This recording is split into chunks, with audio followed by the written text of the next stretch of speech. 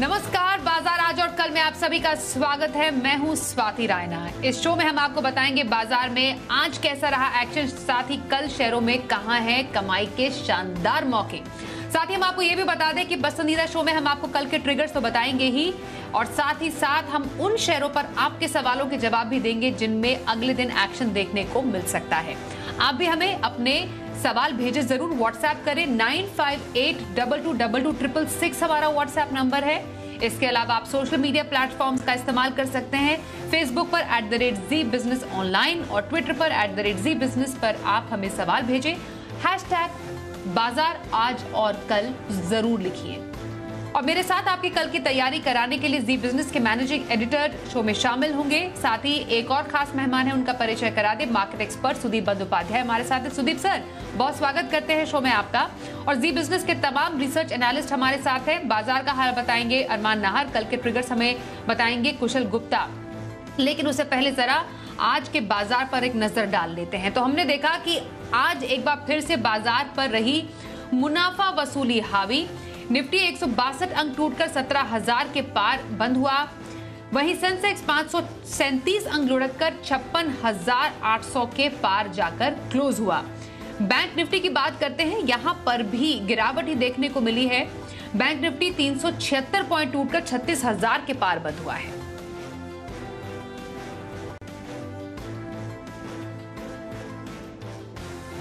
और editor stake में अनिल जी से समझते हैं कि बाजार पर दबाव कहां से बन रहा है। वायदा कारोबार की मंथली एक्सपायरी के ठीक एक दिन पहले भारतीय बाजारों में फिर से दिखा दबाव। कल अच्छी खासी मजबूती दिखी और वो आज मजबूती पूरी की पूरी हवा होती दिखी। वजह अमेरिकी बाजारों में फिर से तेज गिरावट। कल रात अमेरिका में 800 पॉइंट की कमजोरी डाउ की भारी पड़ती हुई दिखी, लेकिन अच्छी बात यह थी कि उतने कमजोर खुले नहीं जितना डर था। 17,000 के लेवल को कमोबेश दिन भर बाजार ने होल्ड किया। एक बार दिन के दौरान डिप लगाई 16,950 के आसपास, लेकिन रिकवरी होकर फाइनली 17,000 के थोड़ा सा ऊपर बंद होने में कामयाब रहे। और ऐसा ही हाल रहा बैंक निफ्टी का भी, जहां 36,000 के नीचे एक बार की फिसला जरूर 35,750 के आसपास तक, लेकिन क्लोजिंग 36,000 से थोड़ा सा ऊपर। तो कह तो सकते हैं कि दबाव वाला दिन था। क्लोजिंग भी खराब हुई, लेकिन उतनी खराब नहीं जितनी शायद ग्लोबल मार्केट्स को देखकर हो सकती थी। और उसकी वजह यह कि डाउ फ्यूचर्स थोड़ा मजबूत ट्रेड करते हुए दिखे सेकंड हाफ में, और उससे गिरावट थोड़ी सी रुकती नजर आई है। एक और बड़ी बात यह भी थी, कल मंथली एक्सपायरी है और इस मंथली एक्सपायरी के पहले बाजार थोड़े से हल्के हो चुके हैं। पुट कॉल रेशियो के लिहाज से पोजीशन तेजी की तरफ ज़्यादा है नहीं, उस लिहाज से भी गिरावट बड़ी बनती हुई नहीं दिखी। लेकिन हाँ, जिस तरह की रिकवरी बननी चाहिए वो भी मिसिंग थी। आज ब्रॉडर मार्केट में भी करेक्शन था, सारे इंडेक्स लाल निशान में बंद हुए। कैश मार्केट के स्टॉक्स में भी बिकवाली थी। गिरने वाले शेयरों की संख्या बढ़ने वालों के मुकाबले में कहीं ज़्यादा, तो कहीं न कहीं थोड़ा सा डर कमजोरी का माहौल तो दिन भर रहा है। और कल की एक्सपायरी निकल जाने का इंतजार बाजार के सारे एक्सपर्ट्स अब कर रहे हैं। और आज किन सेक्टर्स में खास तौर पर एक्शन देखने को मिला, हमारे सहयोगी अरमान नाहर हमारे साथ है। अरमान, जरा बताइए, इस मुनाफा वसूली भरे बाजार में जहां पर दबाव नजर आया, कौन से सेक्टर्स थे ऐसे? आज मार्केट में खासा दबाव देखा गया। ग्लोबल मंदी के चलते हमारे मार्केट पर भी प्रेशर देखा गया। अब कौन से जो थे वो टॉप निफ्टी लूजर्स की सूची में आए, उसमें Bajaj finance, Bajaj Finserv, Tata consumer और श्री सीमेंट जो है, जिन पर खासा प्रेशर देखा गया। उसके अलावा टॉप लूजर्स की सूची में कौन कौन से थे, जैसे पीबी फिनटेक, जोमेटो जो न्यू एज कंपनीज है, उन पर प्रेशर देखा गया। उसके साथ साथ गुजरात अंबुजा एक्सपर्ट जो लगातार अच्छी रैली दिखा रहा था, उस पर भी अच्छा खासा प्रेशर देखा गया। अब कौन से स्टॉक्स थे जो फोकस में रहे, उसमें आपको केपीआईटी टेक, यूटीआईएमसी जो नतीजों के चलते फोकस में रहे, एंड्योरेंस टेक्नोलॉजी जिसमें म्यूचुअल फंड ने हिस्सेदारी खरीदी, वेरांडा लर्निंग सॉल्यूशंस और मद्रास फर्टिलाइजर्स शेयरों के लिए एक अच्छी खबर आई जिसमें सब्सिडी को बढ़ाया गया है। अब निफ्टी गेनर्स में कौन कौन से सूची में रहे, जिसमें हीरो मोटो, टाटा स्टील, एशियन पेंट्स और टीसीएस खासा सहारा मिला। और वहीं अगर निफ्टी के अलावा गेनर्स की सूची देखी जाए तो उसमें Alok industries, IFL finance, Mahindra logistic और जस्ट डायल जैसे शेयर रहे। ओवरऑल अगर देखा जाए तो आज मार्केट मंदी में रहे ग्लोबल प्रेशर के चलते। और आइए अब देख लेते हैं एफआईआईज और डीआईआईज ने कितनी खरीदारियां बिकवाली की है। एफआईआईज यानी विदेशी संस्थागत निवेशकों की तरफ से एक बार फिर से बिकवाली के आंकड़े सामने आए हैं और इस बार 4,064 करोड़ रुपए की भारी भरकम बिकवाली एफआईआईज ने की है। वहीं डीआईआईज घरेलू संस्थागत निवेशकों ने करीब 1,917 करोड़ रुपए की खरीदारी की है। मार्केट एक्सपर्ट सुदीप बंदोपाध्याय का रुख कर रहे थे। सुदीप सर, एक बार फिर से बाजार पर दबाव हमें देखने को मिल रहा है, मुनाफा वसूली बाजार पर हावी रही है। फिलहाल कैसा ट्रेंड आप बाजार पर देख रहे हैं आने वाले कुछ समय में? देखिए, सबसे बड़ी बात है कि ये जो मार्केट का ऊपर नीचे हो रहा है, ये predominantly is being driven by global forces. जैसे हमने देखा कल यूएस मार्केट बहुत जबरदस्त गिरावट देखने को मिला था और इसके चलते डोमेस्टिक मार्केट में भी इसका असर देखने को मिला। सो जो मुख्य कारण है मार्केट आज गिरने का, वो था ग्लोबल मार्केट में जो सेल ऑफ, और इसी के चलते विदेशी निवेशकों ने बिकवाली की है। जैसे आप देख रहे थे आंकड़े, बहुत सारा बिकवाली उन्होंने किया है और ये इतना बिकवाली अच्छी तरह से मार्केट में खप नहीं पाया और इसीलिए गिरावट देखने को मिला। नतीजे के चलते कुछ नतीजे ठीक ठाक नहीं आए, वहां पे जरूर दबाव देखने को मिला और भी कंपनीज और सेक्टर्स जहां पे नए नए जो न्यू एज कंपनीज है वहां पे प्रेशर बना हुआ था। ओवरऑल हम लोगों को लग रहा है कि ये वोलेटिलिटी बरकरार रहेगा कुछ देर के लिए। फंडामेंटली ऐसा कुछ बहुत कुछ ऑफ नहीं है और क्योंकि ग्लोबल मार्केट में बिकवाली है, इसके चलते डोमेस्टिक मार्केट में भी वोलेटिलिटी बरकरार रहेगा। और कल जैसे बाजार कारोबार का आखिरी दिन है, तो इसके कारण भी थोड़ा बहुत मार्केट पे दबाव रहता है। तो ये सरप्राइजिंग नहीं होगा कि कल भी अगर ऐसा ही वोलेटाइल डे मार्केट पे रहता है विद अ डाउनवर्ड बायस। बिल्कुल। ऑल राइट सर, तो ये बाजार पर राय रही सुदीप सर की। अब जरा कुछ जो नतीजे आए हैं उन पर भी चर्चा कर लेते हैं। ये आपको बता दें कि और ऐसा स्टॉक भी इनफैक्ट जिसमें कल हम एक अच्छा खासा एक्शन भी देख सकते हैं। अब किस रुक जाएगा ये हम समझेंगे सुदीप सर से, लेकिन पहला स्टॉक HUL का है। आज हमने देखा बाजार बंद होने के बाद इसके नतीजे आए हैं जो बाजार के अनुमान के मुताबिक ही रहे हैं। कंपनी का मुनाफा तो बढ़ा है मगर हमने देखा मार्जिन 24.5% से घटकर 24% पर आ गया है। अब कल इस पर एक्शन कैसा दिख सकता है सुदीप सर, और निवेशकों को HUL में खास तौर पर क्या करना चाहिए? देखिए, दो चीज मैं यहाँ पे बताना चाहूंगा। एक पहली बात है, कल रिजल्ट का रिएक्शन के चलते थोड़ा बहुत दबाव काउंटर में देखने को मिल सकता है, पर ओवरऑल मीडियम लॉन्ग टर्म हम लोग HUL पे बहुत पॉजिटिव है।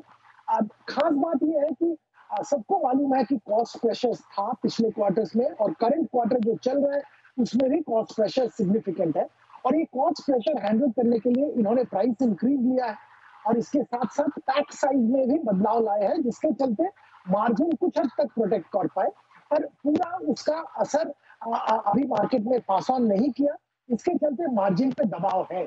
हाँ, प्राइस करेक्शन इन्होंने लिया है और शायद ये करंट क्वार्टर में मार्जिन में इंप्रूवमेंट देखने को मिलेगा। पर ओवरऑल अगर सिनेरियो देखें तो इन्फ्लेशन के चलते जो इकोनॉमी पे दबाव आ रहा है उसका बहुत कम इम्पैक्ट HUL जैसे कंपनी पे आएगा। कंज्यूमर ड्यूरेबल पे ज्यादा इम्पैक्ट आएगा, कैप गुड्स पे ज्यादा इम्पैक्ट आएगा, FMCG में सबसे कम इम्पैक्ट आएगा। और खास HUL की बात करें तो यहाँ पे हम लोग को लगता है कि ग्लैक्सो का जो पोर्टफोलियो जो इन्होंने एक्वायर किया है कुछ क्वार्टर्स पहले, उसका अभी भी पूरा बेनिफिट HUL को नहीं मिला। रैंप अप ग्रेजुअली हो रहा है और आने वाले दिनों में सिग्निफिकेंट बेनिफिट HUL को ये ग्लैक्सो का फूड पोर्टफोलियो से मिलेगा। तो we are positive on HUL और करंट डिप का अपॉर्चुनिटी लेके लंबी अवधि के लिए जो निवेश करना चाहते हैं वो यहाँ पे जरूर निवेश करें। बिल्कुल, तो HUL में लंबी अवधि में निवेश के मौके बनते हुए जरूर नजर आ रहे हैं, ये मानना है हमारे आज के एक्सपर्ट का। आगे बढ़ते हैं और बजाज ऑटो के नतीजे भी आए हैं। कंपनी का जो मुनाफा है अनुमान से बहुत ज्यादा बढ़ा है। मुनाफा 1332 करोड़ से बढ़कर 1470 करोड़ हो गया है। कंपनी ने 140 रुपए प्रति शेयर डिविडेंड का ऐलान भी कर दिया है। सर, बजाज ऑटो में क्या राय रहेगी? जिनके पास है उनको क्या करना चाहिए?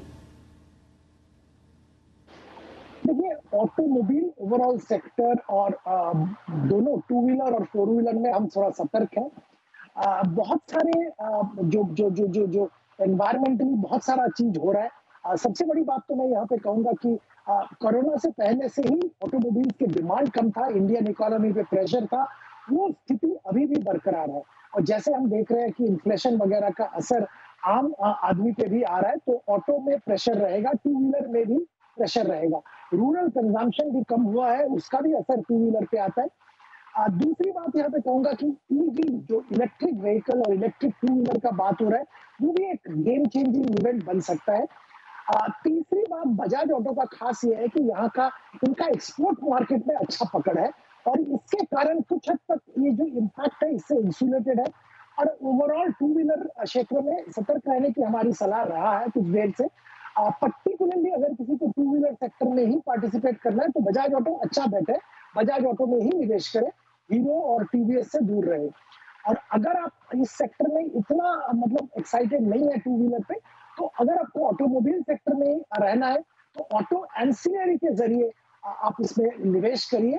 आप मदरसन सुमी खरीद सकते हैं, मिंडा खरीद सकते हैं, या तो भारत फोर्ज खरीद सकते हैं, क्योंकि ऑटो एंसिलरी के लिए ईवी के लिए शिफ्ट करना बहुत आसान होता है और वो कर भी रहे हैं। और वहां पे अभी भी ग्लोबल सप्लाई चेन के इंटीग्रेशन के साथ इंटीग्रेटेड रहने के कारण डिमांड में ऐसा कोई कमी नहीं आई है। ओके तो बजाज ऑटो में खरीदारी के मौके ढूंढ सकते हैं, ऑटो एंसिलरी स्पेस है वहां पर भी आप खरीदारी कर सकते हैं। अब सुदीप सर कुछ दर्शकों के सवाल लेते हैं जो उन्होंने भेजे हैं हमें। सबसे पहला सवाल नागपुर से प्रीति जी पूछ रही हैं, एसबीआई कार्ड है इनके पास, 124 शेयर हैं और इनकी खरीद है 853 की। एसबीआई कार्ड पर क्या राय रहेगी सर? देखिए, अगर आप लंबी अवधि के लिए निवेशित रहना चाहते हैं और आपका नजरिया लंबी अवधि का है तो बेझिझक निवेशित रहिए। अच्छा खासा परफॉर्मेंस कंपनी का रहा है और आने वाले दिनों में भी रहेगा। पिछले दिनों में इनका एसेट क्वालिटी देख थोड़ा शंका था, क्योंकि कोविड के कारण ये लग रहा था कि कुछ डैमेज हो सकता है, और अभी कोविड से बाहर आ गया है, एसेट क्वालिटी भी इंप्रूव हो रहा है। ओवरऑल अगर आपका नजरिया लंबी अवधि का है, निवेशित रहिए। एसबीआई कार्ड में बने रहने की सलाह है सुदीप जी की। आगे बढ़ते हैं। अंबुजा सीमेंट 150 शेयर है 375 के भाव पर। सवाल है गौतम गोविंद का आगरा से। और अंबुजा सीमेंट के तो कल मार्च तिमाही के नतीजे भी आने वाले हैं, क्या राय रहेगी अंबुजा सीमेंट पे सर? देखिए, एक तो नतीजे आएंगे, नतीजे शायद ऐसा कोई खास होगा नहीं, क्योंकि ओवरऑल कॉस्ट जो प्रेशर था उसके चलते मार्जिन पे इम्पैक्ट होगा। इस क्वार्टर में प्राइस हाइक ले रहे हैं सारे सीमेंट कंपनी, तो शायद इस क्वार्टर में मार्जिन इंप्रूवमेंट होगा। और एक बहुत बड़ा कॉर्पोरेट इवेंट इस सेक्टर में चल रहा है और उसमें गुजरात अंबुजा सीमेंट और एसीसी इनके जो मुख्य शेयर होल्डर है होलसेल, ये सुनने को आ रहा है कि वो अपनी हिस्सेदारी बेचना चाहते हैं और कोई बहुत बड़ा ट्रांजैक्शन इसमें हो सकता है। तो अगर आपको बहुत जल्दी नहीं है तो जरूर निवेशित रहिए, और ये ट्रांजैक्शन जब अनाउंस होगा उसके बाद आप डिसीजन लीजिए एग्जिट का। बिल्कुल, तो अंबुजा सीमेंट में बने रहने की सलाह दे रहे हैं सुदीप जी। आगे बढ़ते हैं। दिलेर सिंह बठिंडा से सवाल पूछ रहे हैं और इनका शेयर है केपीआईटी टेक, 80 शेयर है, इनकी खरीद है 570 की। अब हमने देखा केपीआई टेक में खासतौर पर नतीजों के बाद 12% का उछाल भी देखा गया और जो क्वार्टर 4 में मुनाफा है 70 करोड़ से बढ़कर 79 करोड़ रुपए पहुंच गया। इनफैक्ट कंपनी ने ₹1.85 प्रति शेयर अंतरिम डिविडेंड का भी ऐलान किया। केपीआई टेक, क्या राय रहेगी सर? देखिए, अगर आपने निवेश किया, आप मुनाफे में है, तो अगर आप एग्जिट करना चाहते हैं तो एग्जिट कर सकते हैं, क्योंकि बहुत जल्द इसमें और बहुत ज्यादा प्राइस अप्रिसिएशन की संभावना नहीं है। और अगर आप लंबी अवधि में आईटी, पर्टिकुलरली आईटी कंपनी जो थोड़ा डिफरेंशिएटेड है, जिनका फोकस डिफरेंट प्रोडक्ट प्लेटफॉर्म पे है, वहां पे निवेशित रहना चाहते हैं तो निवेशित रह सकते हैं। अगर आपका नजरिया शॉर्ट मीडियम टर्म है तो एग्जिट ले लीजिए। बिल्कुल, तो केपीआईटी टेक में बने रहने की सलाह सुदीप जी की। आगे बढ़ते हैं। प्रणव सिंह पटना से पूछ रहे हैं आरसीएफ के बारे में। 300 शेयर है और 99 इनका भाव है आरसीएफ पर, क्या राय रहेगी आरसीएफ पर, क्या करें? हम लोगों का व्यू पॉजिटिव है, तो अगर लंबी अवधि का निवेशक है तो निवेशित रहिए। यहाँ पे दो खास चीज मैं बताना चाहूंगा। एक तो सब्सिडी में सरकार की तरफ से कुछ चेंज आ रहा है, जिसके चलते शायद बहुत सारे फर्टिलाइजर कंपनीज को बेनिफिट होगा। दूसरी बात है, आरसीएफ सरकारी मुख्य हिस्सेदारी सरकार के पास है, यहाँ पे भी कुछ डिसइन्वेस्टमेंट जैसा कोई स्टेप सरकार की तरफ से लिया जा सकता है, उसमें भी एक अच्छा खासा एक री रेटिंग हो सकता है। तो आपके पास अगर समय है तो निवेशित रहिए। आरसीएफ में निवेशित रहने की सलाह सुदीप बंदोपाध्याय की। कल के बाजार पर क्या रहे खास स्ट्रैटेजी और बाजार के लिए अहम संकेत, समझते हैं अनिल जी से। जहाँ तक कल के बाजार का सवाल है, उम्मीद तो यह है कि अमेरिका में एक रिकवरी वाला सेशन होगा। कल 800 पॉइंट गिरने के बाद आज डाउ फ्यूचर्स पौने 400 अंक मजबूत ट्रेड कर रहे थे, यानी कि दमदार तेजी के आसार अमेरिका से दिख रहे हैं। अब देखते हैं अमेरिका में तेजी इतनी होती है या नहीं, कम या ज़्यादा कहना मुश्किल है। आजकल जिस तरह का माहौल अमेरिकी बाजारों का बना हुआ है, बहुत भारी उतार चढ़ाव का संकेत वहाँ से लेंगे, लेकिन हमारे अपने संकेत भी बेहद अहम होंगे कल वायदा कारोबार की एक्सपायरी के दिन। उनमें से कुछ ये कि एक, हमारे बाजार बहुत हल्के हैं पोजीशंस के लिहाज से। दूसरा, सपोर्ट लेवल के करीब है। तीसरा, एफआईज की तरफ से बिकवाली का प्रेशर थोड़ा सा कम होता हुआ ज़रूर दिख रहा है, तो और एफआईज की इंडेक्स लॉन्ग पोजीशन भी 44-45% से नीचे है, जो कि हल्की कही जा सकती है। इन सब के बीच में 16,875, 16,950 कल भी आपके लिए मजबूत सपोर्ट का काम करेगा। 16,825 से 16,950 गिन लीजिए, ये रेंज रहेगी सपोर्ट के तौर पर। फ्रेश कमजोरी, जो कमज़ोर हैं वो तो हैं ही, लेकिन बड़ी और नई कमजोरी तभी बनेगी जब निफ्टी 16,800 के नीचे ट्रेड करना शुरू करे। जब तक इसे होल्ड करता है तब तक रेंज बाउंड और निचले लेवल पर हैं।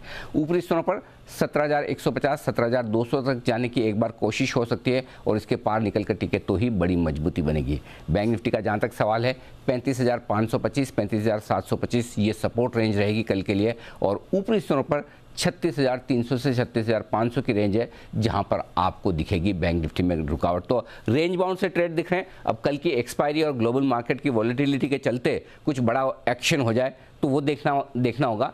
अदरवाइज ऐसा लगता है कि बाजार रेंज के दोनों सिरों की तरफ ट्रेड करते हुए नजर आ रहे हैं। कैश मार्केट में थोड़ा सा करेक्शन हुआ है। इंतजार लोगों को ये है कि कल की मंथली एक्सपायरी निकल जाए, उसके बाद मई सीरीज में निचले स्तरों से खरीदारी के मौके ज्यादा बेहतर बनते हुए नजर आएंगे। और आइए अब देखते हैं कल का ऑप्शन।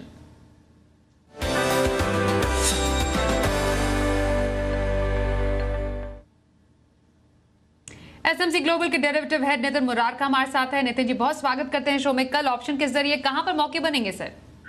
मैम, कल मंथली एक्सपायरी है और हमें 17,000 की पुट लेनी चाहिए, जो करीब 50 के आसपास बंद हुई है। 20 रुपए का स्टॉप लॉस होगा और टारगेट करीब 100 से 120 के हो सकते हैं। तो एक्सपायरी है मंथली, वीकली पुट ऑप्शन लेकर ट्रेड करना चाहिए। बहुत धन्यवाद नितिन जी, कल के लिए ऑप्शन स्ट्रैटेजी बताने के लिए। और शो के अंत में सुदीप जी आपके पास आएंगे और जानेंगे लंबी अवधि की खरीदारी के लिए कौन से ऑप्शंस लेकर आए हैं आज आप। देखिए, दो शेयर का मैं जिक्र करना चाहूंगा। दोनों ही ऐसे सेक्टर से हैं जो इकोनॉमी से डायरेक्टली जुड़े नहीं हुए हैं। एक तो फार्मा सेक्टर का दिग्गज कंपनी औरोबिंदो फार्मा का जिक्र करूंगा। यहाँ पे 850 रुपए का टारगेट लेके 1 साल के लिए खरीदारी की जा सकती है। इस कंपनी का खास बात यह है कि ये बहुत करेक्शन हुआ है, बहुत सारे इवेंट्स इस कंपनी में हुए हैं, और अभी एक पोटेंशियल री रेटिंग हम लोग इसमें एक्सपेक्ट कर रहे हैं। पहली बात है, इसका इंजेक्टेबल जो बिजनेस है वहां पे शायद कुछ स्ट्रक्चर चेंज हो सकता है, डीमर्जर या डिसइन्वेस्टमेंट कुछ हो सकता है, इससे बहुत वैल्यू अनलॉकिंग होगा।